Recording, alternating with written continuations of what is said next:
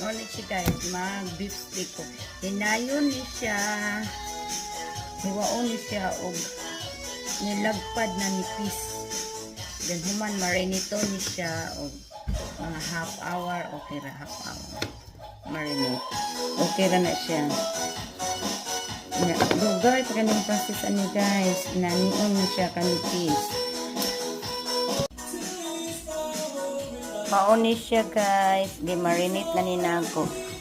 Una na siyang ibutangan sa mga aparatos na akong kuan marinate ni sa half hour. Kuman mauni siya. Mauni kuan sa kong amo. Gagmay kay na siya pagka kuan nipis pagka. Finished product sa beef steak.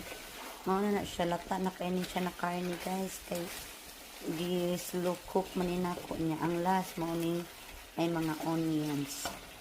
Ganahan man akong amo og ng onions. Ready to eat na na siya. Nag-abot niya. Magkaon na siya anak guys. Mauran na. Mauran na iyang kanon. Walay kuan. Depende niya o kumukuan siya bread. Mauna na siya. Ready to eat. Sige, bye.